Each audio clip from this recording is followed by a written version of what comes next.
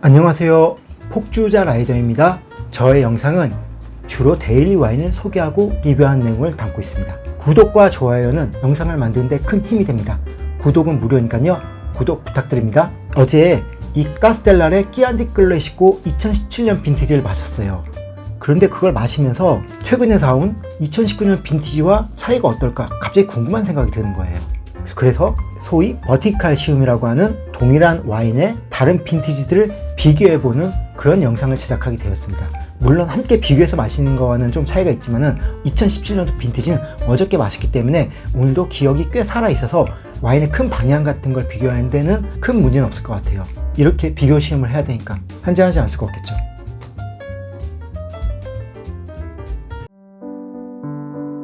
오늘 마시는 와인은요, 서두에 얘기했듯이 까스텔라레 끼안티 클래시코 2019년 빈티지입니다. 이 와인 자체에 대한 자세한 설명은 여기 2017년도 빈티지 시음한 영상에 자세히 나와 있으니까요, 이 영상을 참고하시기 바랍니다. 우선 와인의 색깔을 보도록 하겠습니다. 와인의 색깔은 미디엄 루비예요. 어저께 마셨던 2017년도 빈티지보다는 좀 더 맑은 느낌입니다. 그리고 2017년도 빈티지는 림 부분에 가넷색이 확실히 보였는데요, 2019년도 빈티지는요, 가넷색이 두드러지진 않아요.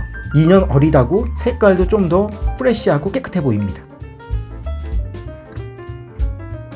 우선 향에서부터 약간 결론이 느껴지는데요, 2017년이 좀 더 숙성돼서 더 좋아요. 그런데 향의 방향은 거의 비슷합니다. 이 와인도 어린 체리향 그리고 바이올렛 향이 잘 느껴져요. 맛도 큰 차이는 없습니다. 산도 되게 높고요, 그리고 탄닌도 꽤 강해요. 마시고 나서 다시 숨을 위로 올리면요, 2017년도 빈티지는 좀 더 부케 느낌, 빵향이라던가 바닐라 향이 났는데 2019년도 빈티지는 그런 느낌이 그렇게 잘 느껴지진 않아요. 초반의 느낌은 큰 방향은 비슷한데 2017년도 빈티지 2년 동안 병 안에서 좀 더 묵혀둔 게 좀 더 다양한 느낌, 그리고 소위 부케라고 얘기하는 2차 숙성의 향이 좀 더 두드러지게 쉽게 다가옵니다. 오늘 먹는 음식은요, 오늘은 산도가 높은 이탈리아 와인에 어울릴 듯한 음식을 준비했어요.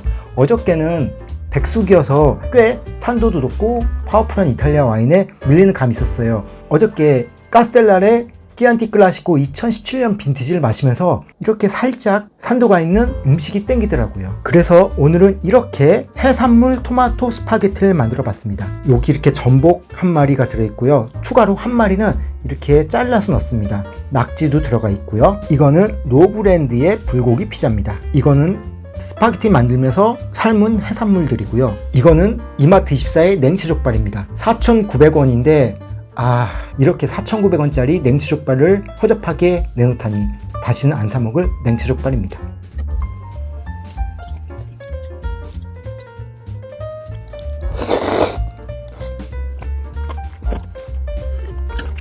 역시나 이렇게 산미가 있는 음식들이 확실히 와인과 잘 어울리네요. 재밌는 게 술과 음식이 보완을 해주는 경우가 있거든요. 예를 들어서 우리나라의 막걸리와 김치, 막걸리는 김치의 그런 매운 느낌을 달달함으로 채워줘서 서로 매칭이 되는데, 와인은 일반적으로 와인과 유사한 스타일의 비슷한 성향을 가진 음식과 잘 어울리는 것 같아요. 그래서 확실히 이렇게 살짝 신맛이 나는 토마토 스파게티와 매우 잘 어울립니다. 시간이 지나면서 구리적인 미네랄틱함도 올라오고요, 그리고 이제 빵향도 스물스물 올라오기 시작해요.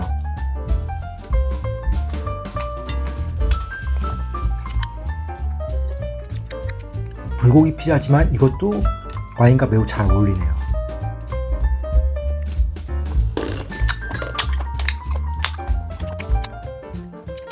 전복을 삶은 걸 먹고 와인 마시면은 약간의 비릿함이 느껴지긴 하는데 그게 그렇게 불편할 정도는 아니에요.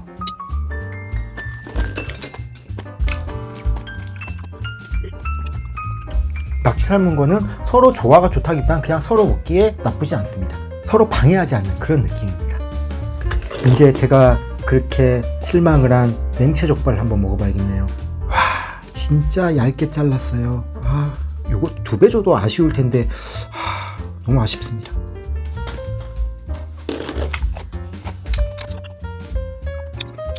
냉채족발의 양에 실망해서 그런지 와인과 이 냉채족발의 조합은 뭐 나쁘진 않은 것 같은데 별로 얘기하고 싶은 의욕이 들지 않네요.